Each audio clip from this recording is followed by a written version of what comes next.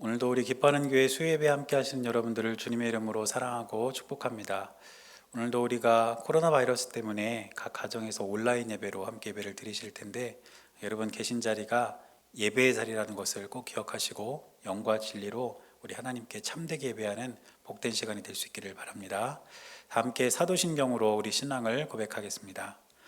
전능하사 천지를 만드신 하나님 아버지를 내가 믿사오며 그 외아들 우리 주 예수 그리스도를 믿사오니 이는 성령으로 잉태하사 동정녀 마리아에게 나시고 본디오 빌라도에게 고난을 받으사 십자가에 못 박혀 죽으시고 장사한 지 사흘 만에 죽은 자 가운데서 다시 살아나시며 하늘에 오르사 전능하신 하나님 우편에 앉아 계시다가 저리로서 산자와 죽은 자를 심판하러 오시리라. 성령을 믿사오며 거룩한 공회와 성도가 서로 교통하는 것과 죄를 사하여 주시는 것과 몸이 다시 사는 것과 영원히 사는 것을 믿사옵나이다. 아멘. 다 함께 찬송가 105장 찬양하겠습니다.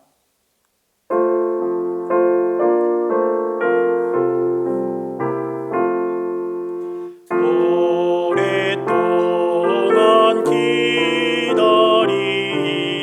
주님 강림하셔서 죄에 매인 백성들을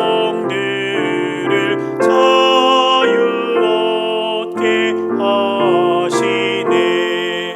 주는 우리 소망이요 힘과 위로 되시니 오래 기다리던 백성 많은 복을 받겠네. 모든 백성 구하려고 임금으로 오시니 영원토록 우리들을 친히 다스리시네. 죄로 상한 우리 마음 은혜로써 고치고 주의 빛난 보좌 앞에 이르도록 하소서. 아멘. 우리 시간에 함께 합심해서 기도하도록 하겠습니다. 먼저 기도할 것은 오늘 우리가 드린 예배와 교회를 위해서 기도하겠습니다. 우리가 비록 함께 모여서 예배 드리지 못하지만 이 예배를 통해 주님께서 주시는 은혜를 경험할 수 있게 달라고 기도해 주시고, 또 우리 기뻐하는 교회를 위해서 함께 기도하겠습니다.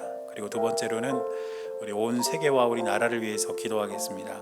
코로나 바이러스로 인해서 모두가 힘든 상황 속에 있고, 또 특별히 우리나라의 확진자도 급증하고 있는데 하나님께서 이 고통의 시기가 속히 지나가게 해주시기를 우리가 함께 기도하겠습니다. 그리고 세 번째로는 여러분들 각자의 기도 제목을 가지고 우리 성도들의 삶을 위해서 우리 같이 기도하겠습니다.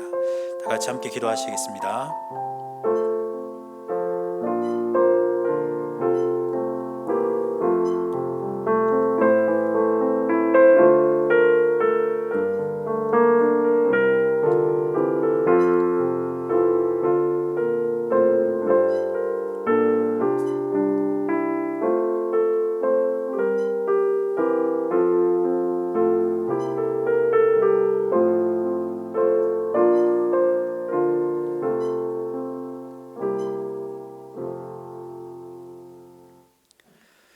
살아계신 하나님 감사합니다. 오늘도 예배의 시간을 잊지 않고 예배의 자리에 우리가 나올 수 있도록 인도하시고, 이 시간 기쁜 마음으로 주 앞에 나와 예배할 수 있도록 은혜를 내려주시니 감사를 드립니다. 오늘 우리가 드린 이 예배가 영과 진리로 살아계신 하나님께 드려지는 복된 예배가 되게 하시고, 예배를 통해 우리에게 주신 은혜를 누리는 귀한 시간 될 수 있도록 하나님 함께하여 주시옵소서. 무엇보다 코로나 바이러스로 인해서 우리나라와 전 세계가 큰 고통 중에 있습니다. 하나님께서 은혜와 긍휼을 베풀어 주셔서 이 시기가 속히 지나가게 하시고 주님의 놀라운 은혜로 다시 모두가 일상을 되찾을 수 있도록 주님 역사하여 주옵소서. 또 이 시간 예배를 드리는 사랑하는 주의 백성들의 삶을 기억하셔서 우리의 마음의 소원과 기도의 제목을 연락하여 주시고 주님의 넘치는 사랑이 우리의 삶 가운데 가득하게 하여 주옵소서. 우리 주님께서 함께하여 주실 것을 믿으며 살아계신 예수님의 이름으로 간절히 기도드렸습니다. 아멘.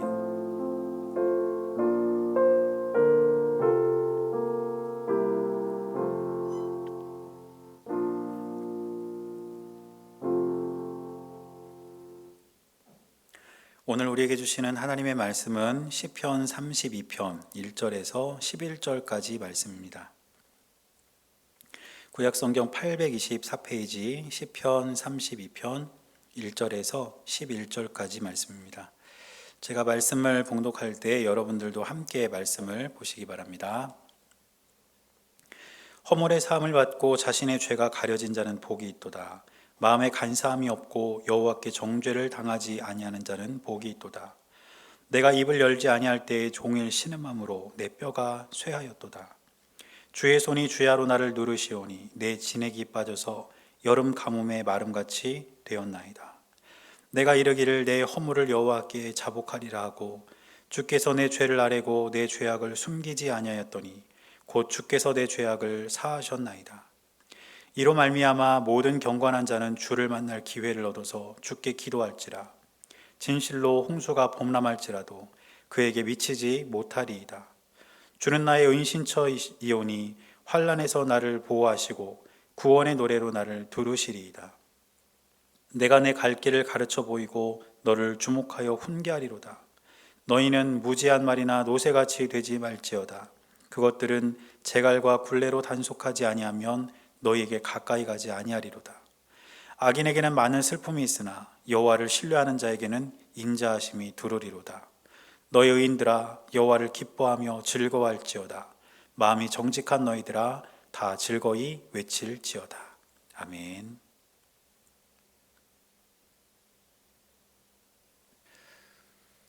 오늘도 살아계신 하나님의 은혜가 여러분들의 삶 가운데 함께 하시기를 주님의 이름으로 간절히 축원합니다. 우리 옆에 함께 예배드리시는 분들과 같이 인사하겠습니다. 하나님께서 우리와 함께 하십니다. 인사하겠습니다. 시작. 하나님께서 우리와 함께 하십니다. 날씨가 많이 추워졌습니다. 여러분 올겨울 감기나 또는 코로나 바이러스나 여러분 걸리지 않도록 늘 건강 유의하시고 여러분 항상 주님 안에서 평안하시기를 축복합니다. 2020년 한 해가 이렇게 저물어가고 있습니다. 누구나 다 그렇겠지만 새해가 시작될 때는 아주 큰 기대와 희망을 갖고 한 해를 시작합니다. 그런데 올해는 그 시작과 동시에 전 세계가 코로나 바이러스라는 악재를 만났습니다. 그래서 1년 동안 우리는 그동안 겪어보지 못했던 그런 삶을 살았고 시간은 계속 흘러서 다시 이렇게 연말이 되었습니다. 이제 보름만 지나면 2020년도 지나가고 새로운 한 해를 우리가 아마 맞이하게 될 겁니다. 그리고 그렇게 새해를 맞이하게 되면 사람들이 서로 이렇게 덕담을 건네죠. 그렇게 건네는 덕담 중에 가장 많이 하는 말이 있다면 아마 새해 복 많이 받으세요 이 말일 것입니다. 정말 사람들에게 많은 기대와 또 소망을 담아서 이러한 덕담은 이렇게 건네게 됩니다. 그렇다면 우리가 새해가 되면 이렇게 서로 복을 받으라고 이런 덕담을 주고받는데 우리가 덕담으로 주고받는 이 복이라는 것이 과연 뭘까요? 우리나라는 조선시대에 유교 문화권에 있었습니다. 그래서 유교 문화권에는 오복이라는 것이 있습니다. 이 오복, 즉 5가지 복이 있는데 이 5가지의 복은 양반층이 이해하고 말하는 복과 또 서민층이 이해하고 말하는 복이 5가지가 좀 달랐다고 그래요. 그런데 이 5가지 중에서 양반이든 서민이든 공통적으로 언급하는 복이 3가지가 있다고 합니다. 첫째는 무엇이냐면 수, 장수, 즉 오래 사는 걸 말하는 것이죠.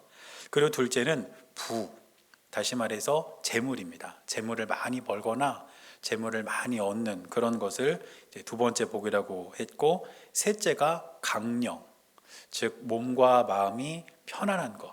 이렇게 세 가지는 양반이든 서민이든 누구나 다 바라고 원했던 그런 복의 내용이라는 것입니다. 여러분, 그러면 우리가 사는 이 시대의 복은 뭘까요? 아마 우리가 새해에 건네는 덕담도 이 세 가지 복을 크게 벗어나지는 않을 겁니다. 그래서 새해에는 돈도 많이 벌고 또 건강하고 하는 일마다 잘 되고 이러한 어떤 소망을 담아서 서로에게 복을 빌어주는 그런 덕담을 주고받는 것이죠.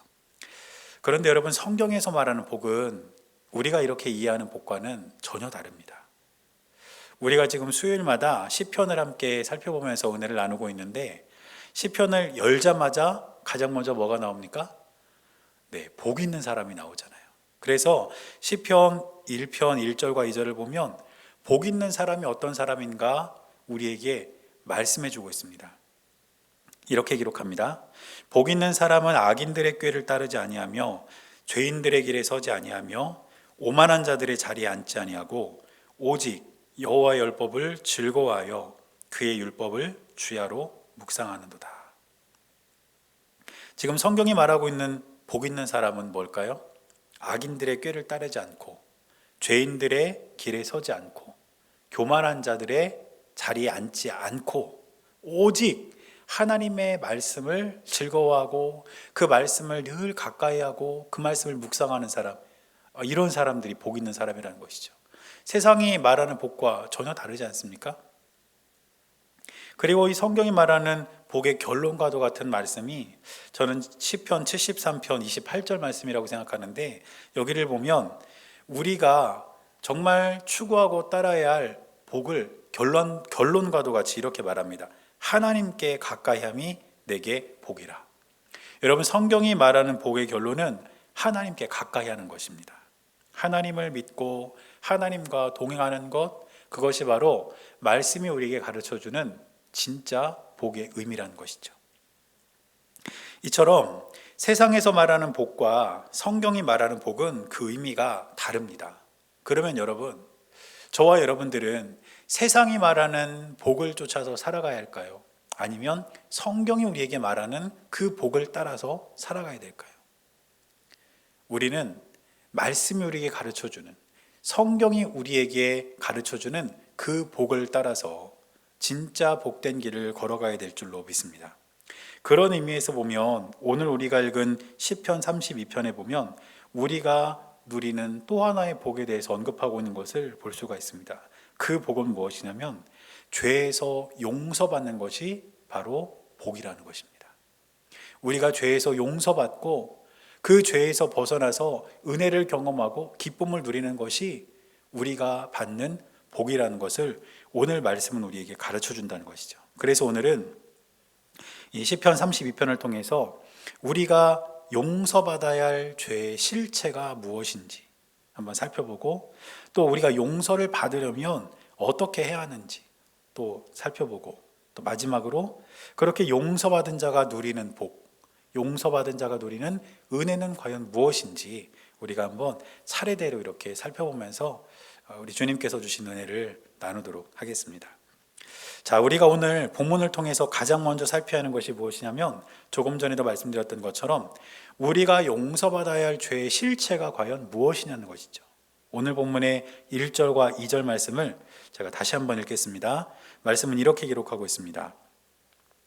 허물의 사함을 받고 자신의 죄가 가려진 자는 복이 있도다. 마음에 간사함이 없고 여호와께 정죄를 당하지 아니하는 자는 복이 있도다. 오늘 말씀을 보니까 다윗은 복된 사람이 누구인지를 밝히고 있습니다. 누가 복된 사람입니까?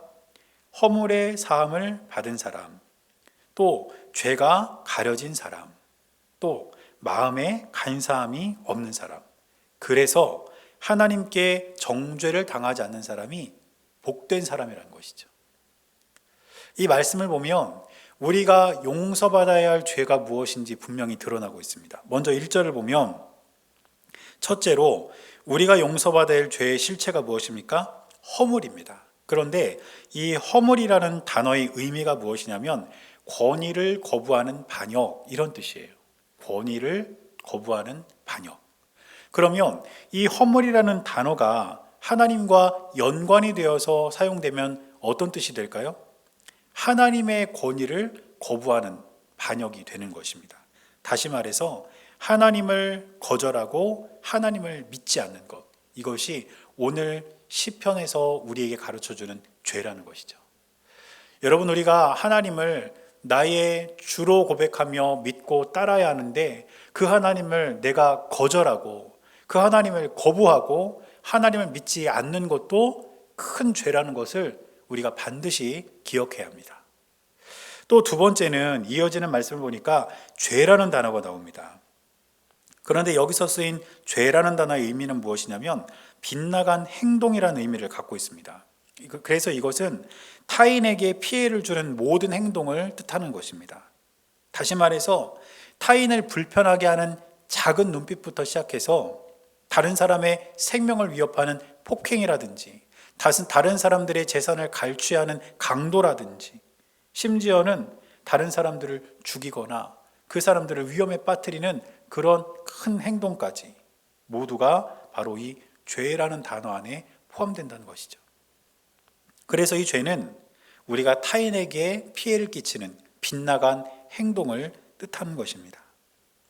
그리고 또 세 번째는 2절에 보면 간사함이라고 나와 있습니다. 이 간사함이라는 단어의 의미는 무엇이냐면 거짓과 속임수를 의미합니다. 그런데 이것은 겉으로 드러나는, 우리의 행동으로 드러나는 것이 아니라 우리의 마음속에서 일어나는 거짓과 속임수를 의미하는 것입니다. 그래서 이 세 가지, 허물, 죄, 그리고 간사함, 이 세 가지 죄의 실체를 우리가 펼쳐놓고 보면 우리가 죄를 짓는 대상은 하나님이 될 수도 있고 사람이 될 수도 있다는 것을 알 수 있고, 죄를 짓는 방법은 마음이 될 수도 있고 행동이 될 수도 있다는 것을 우리가 알 수 있습니다. 다시 말해서 죄의 실체는 대상을 가리지 않고 방법을 가리지 않는다는 것이죠. 그런데 복된 사람은 어떤 사람이라는 것일까요? 이런 죄에서 용서받고 이런 죄에서 벗어난 사람, 그 사람이 바로 복된 사람이라는 것입니다. 이처럼 죄에서 용서받고 죄에서 벗어난 사람이 진짜 복받은 사람인데, 여러분, 만일 죄에서 회개하지 않으면 어떻게 될까요? 오늘 다윗은 본문의 3절 말씀에서 회개하지 않는 자에게 일어나는 일들을 기록하고 있습니다. 3절 말씀을 보니까 이렇게 기록합니다. 내가 입을 열지 아니할 때에 종일 신음함으로 내 뼈가 쇠하였도다. 지금 다윗은 입을 열지 아니할 때 이렇게 말하고 있는데, 이 말은 다시 말해서 입을 열어서 회개하지 않을 때, 용서를 구하지 않을 때, 그것을 의미합니다. 그때 어떤 일이 일어납니까? 첫째는 종일 신음한다, 이렇게 말합니다. 여기서 이 신음은 울음, 비명, 이런 뜻을 가진 단어입니다. 다시 말해서 죄를 고백하지 않고 회개하지 않을 때에 마음으로 경험하는 스트레스와 고통이 엄청나다는 것이죠. 그리고 또 이어지는 말씀을 보니까 내 뼈가 쇠하도다, 이렇게 기록하고 있습니다. 그런데 여기서 뼈는 무엇을 상징하냐면 우리의 온 몸을 상징합니다. 왜냐하면 우리의 신체 중에서 뼈가 없는 부분이 있습니까? 다 뼈가 있죠. 머리끝부터 발끝까지 다 뼈가 있어요. 그래서 여기서 뼈는 우리의 온 몸을 의미하는 것입니다. 그런데 뼈가 쇠하였도다, 이건 무슨 뜻이겠습니까? 육체적 고통도 따라온다는 것이죠. 그래서 우리가 죄를 하나님께 고백하고 용서를 받은 사람은 진짜 복된 사람인데, 하나님께 용서를 구하지 않고 그 죄의 용서를 받지 못하면 어떻게 된다는 뜻일까요? 우리의 마음도 병들게 되고 우리의 마음에 스트레스가 쌓이게 되고 또 우리의 육체도, 우리의 몸도 큰 아픔을 경험하게 된다는 것을 다윗은 우리에게 분명하게 가르쳐주고 있는 것입니다. 따라서 저와 여러분은 이런 죄의 실체에 대해서 분명히 파악이 된다면 그 다음 우리가 해야 될 것은 무엇일까요? 죄로부터 회개하고 복된 길을 걸어가야만 몸과 마음의 고통으로부터 벗어날 수 있다는 것입니다. 여러분, 우리는 죄에서 반드시 벗어나야 합니다. 왜냐하면 죄에는 파괴력이 있기 때문이에요. 죄로 인해서 인간관계가 파괴되고 공동체가 파괴되고 심지어 우리의 생명까지도 파괴되는 것입니다. 더 나아가서 죄는 하나님과 우리의 관계까지 파괴하고 영원한 하나님의 나라로 가는 그 길을 끊어버립니다. 이게 죄입니다. 따라서 저와 여러분은 이런 죄의 심각성을 반드시 기억해야 합니다. 그리고 이 죄에서 벗어남으로써 하나님께서 저와 여러분들에게 주시는 참된 복, 참된 은혜를 누리며 살아가는 여러분들의 삶이 될 수 있기를 주님의 이름으로 간절히 축원합니다. 그러면 이제 우리가 죄를 용서받으려면 어떻게 해야 될까요? 물론 우리는 하나님께 회개함으로써 우리 죄를 용서받게 됩니다. 그런데 오늘 본문의 5절을 보면 다윗은 하나님께 죄를 고백하고 또 용서를 받음에 있어서 그 단계를 세 가지로 나누어서 설명하고 있는 것을 볼 수가 있습니다. 먼저 5절 말씀을 한번 같이 읽겠습니다. 내가 이르기를 내 허물을 여호와께 자복하리라 하고 주께 내 죄를 아뢰고 내 죄악을 숨기지 아니하였더니 곧 주께서 내 죄악을 사하셨나이다. 죄를 용서받는 첫 번째 단계는 무엇이냐면 결심입니다. 결심. 오늘 본문의 앞부분을 보니까 다윗은 뭐라고 말합니까? 내가 이르기를 내 허물을 여호와께 자복하리라 하고, 이게 바로 결심이죠. 지금까지 내가 지은 죄를 내가 알고 있고 그 죄를 내가 주님 앞에 회개하지 못하고 고백하지 못했는데 내가 주님 앞에 엎드려서 내 죄를 고백해야 되겠다. 내가 결심하는 겁니다. 그게 첫 번째 단계라는 것이죠. 그렇게 결심했다면 두 번째 단계는 뭘까요? 하나님께 회개하는 것입니다. 이어지는 말씀을 보니까 주께 내 죄를 아뢰고 내 죄악을 숨기지 아니하였더니 이렇게 기록합니다. 내가 하나님께 죄를 고백하고 회개하기로 마음으로 결심을 했으면 그 결심이 결심으로 끝나서는 안 됩니다. 결심한 그것을 직접 실행에 옮겨야 하는 것이죠. 그게 무엇입니까? 하나님께 회개 기도를 드리는 거예요. 하나님, 내가 이런 죄를 지었습니다. 내가 이런 잘못을 했습니다. 그래서 사람들에게 이런 피해를 끼쳤고 하나님의 마음을 아프게 했습니다. 주님 용서해 주십시오. 주님 내 죄를 사해 주십시오. 이렇게 기도하는 것입니다. 그런데 오늘 다윗은 이 말씀을 보니까 내 죄악을 숨기지 아니하였다 이렇게 또한 기록하고 있습니다. 이 말은 내 죄를 모두 다 하나님께 고백한다는 것을 의미하는 겁니다. 내가 생각할 수 있는 만큼 최대한 내 죄가 무엇인지를 생각하고 그 죄의 가장 작은 부분까지, 그 죄의 찌꺼기까지 하나님 앞에 숨김없이 남김없이 고백하는 것, 그것이 바로 참된 회개이고 이것이 용서를 받는 두 번째 단계입니다. 그리고 마지막 세 번째 단계는 무엇일까요? 세 번째 단계는 하나님의 용서입니다. 말씀의 마지막 부분을 보니까 곧 주께서 내 죄악을 사하셨나이다.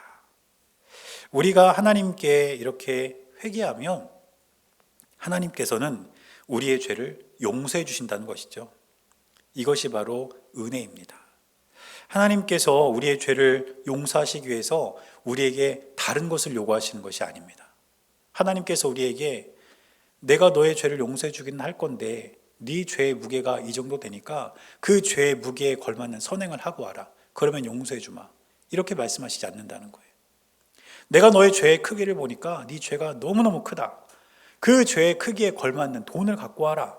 그러면 내가 용서해 주마. 하나님 이렇게 말씀하시지 않는다는 겁니다.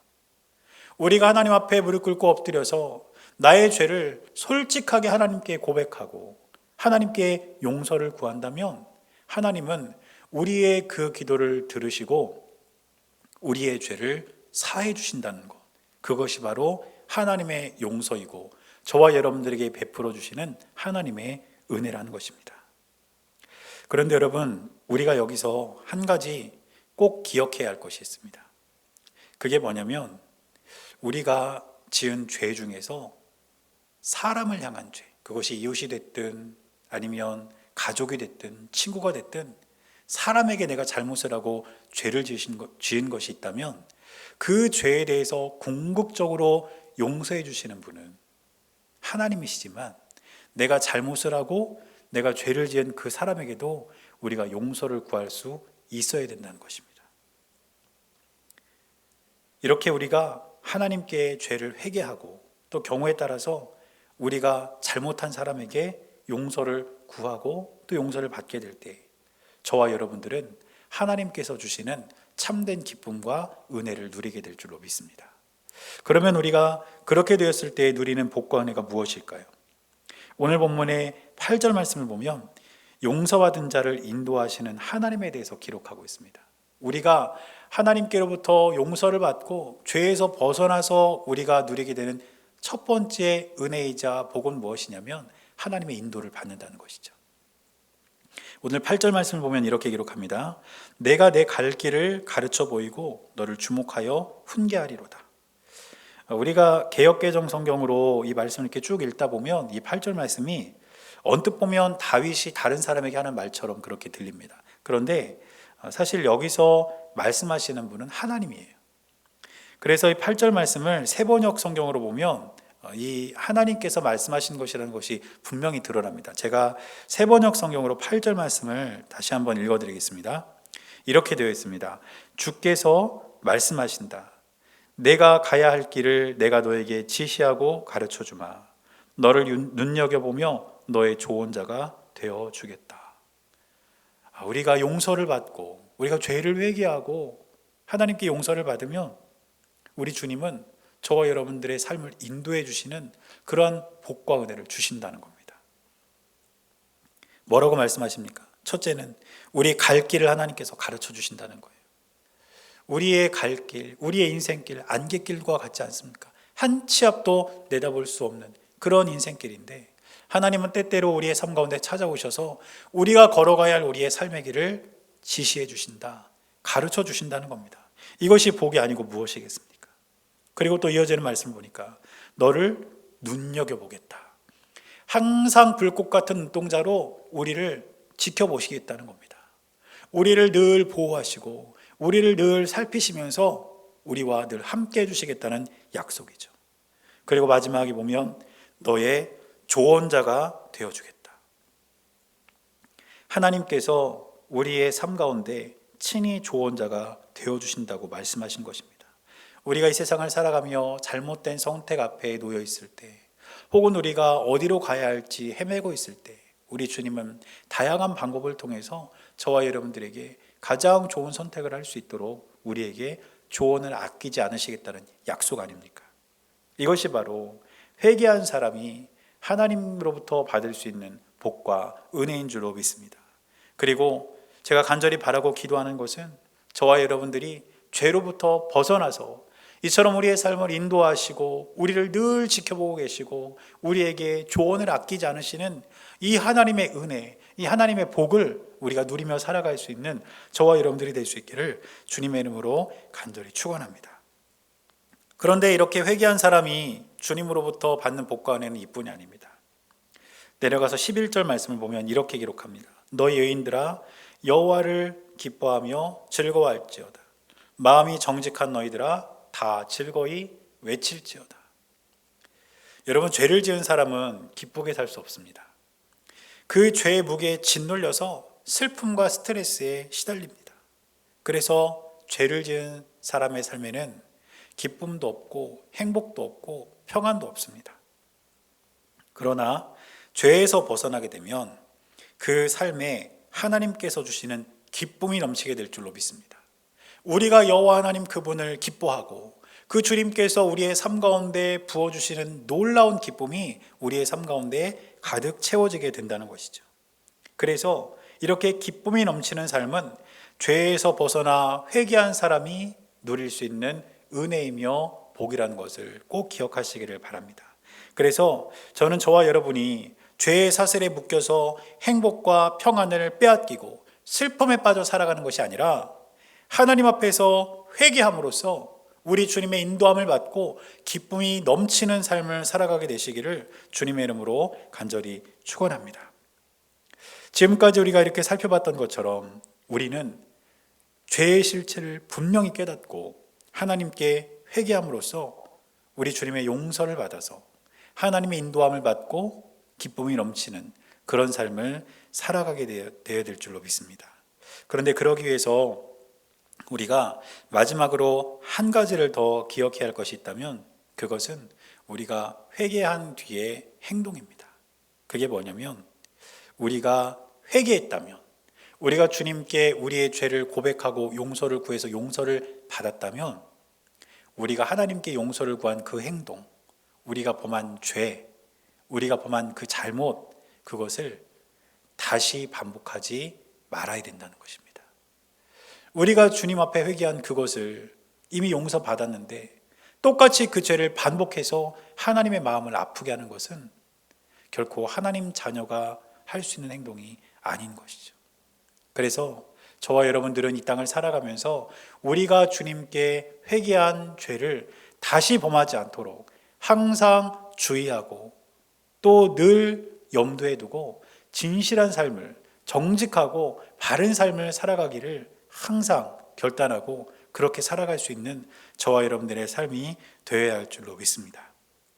그래서 우리는 죄에서 벗어나서 우리 주님께서 주시는 복과 은혜를 누리면서 항상 하나님의 인도를 받고 기쁨에 충만한 삶을 살아가는 저와 여러분들의 삶이 될 수 있기를 주님의 이름으로 간절히 축원합니다. 기도하겠습니다. 사랑하는 하나님, 우리가 이 땅을 살아가며 주님 앞에 고백하지 못한, 회개하지 못한 죄가 있다면 이 시간 기억나게 하시고 그 죄를 주님 앞에 고백하고 회개함으로써 우리가 주님께서 주시는 복과 은혜를 누리며 살아갈 수 있도록 은혜를 내려 주시옵소서. 우리 주님께서 언제나 우리의 삶 가운데 함께하여 주실 것을 믿으며 살아계신 예수님의 이름으로 간절히 기도드렸습니다. 아멘. 찬송가 288장 다 함께 찬양하시겠습니다.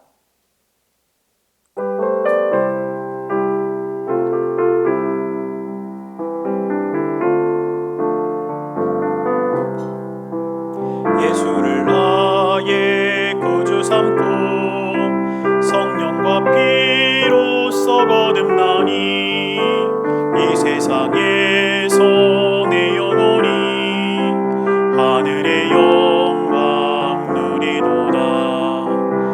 이것이 나의 간증이요 이것이 나의 찬송일세. 나 사는 동안 끊임없이 구주를 찬송하리로다.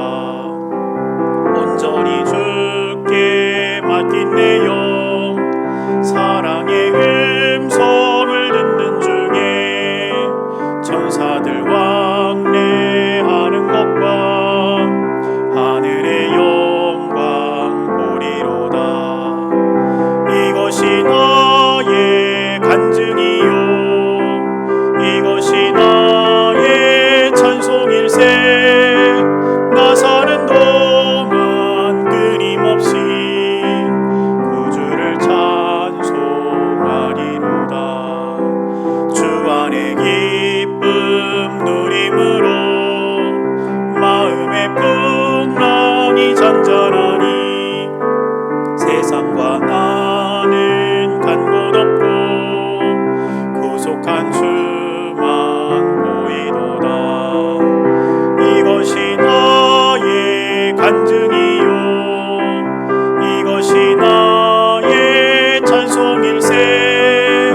나 사는 동안 끊임없이 구주를 찬송하리로다. 아멘. 다시 한번 우리 기뻐하는 교회 수예배 함께 하신 여러분들을 주님의 이름으로 사랑하고 축복합니다. 교회 소식 전해드리겠습니다. 지금 사회적 거리두기가 2.5단계로 격상이 되었기 때문에 우리가 함께 모여서 예배를 드리지 못하고 있습니다. 그래서 수요일과 주일은 온라인 가정 예배로 우리가 예배를 드리고 또 새벽 기도회는 개인 기도회로 대체를 하고 있습니다. 다만 지금은 대강절 말씀 기도회 기간입니다. 그래서 돌아오는 다음 주 목요일까지 우리가 함께 열흘간의 말씀 기도회를 진행을 하는데 지금 계속해서 우리 교회 홈페이지와 또 유튜브 채널을 통해서 말씀 기도회 영상을 여러분들에게 이렇게 전해드리고 있습니다. 여러분 꼭 기억해 주시고 이 열흘간의 기도회를 통해서 말씀을 통해서도 은혜를 받지만 또 기도를 통해서 여러분들의 기도가 응답되는 그런 귀한 은혜가 있게 되시기를 바랍니다. 꼭 말씀 기도에 동참해 주시기를 부탁을 드리겠습니다. 이 시간 제가 축도하고 오늘 예배 마치겠습니다. 이제는 우리 주 예수 그리스도의 은혜와 하나님 아버지의 크고 놀라우신 사랑과 성령님께서 함께 하시는 귀하고 복된 은혜가 이제 죄에서 벗어나 은혜와 복을 누리며 기뻐하며 살아가기를 결단하는 사랑하는 주의 백성들의 모든 삶 가운데 이제로부터 영원토록 함께 하시기를 주님의 이름으로 간절히 축원하옵나이다. 아멘.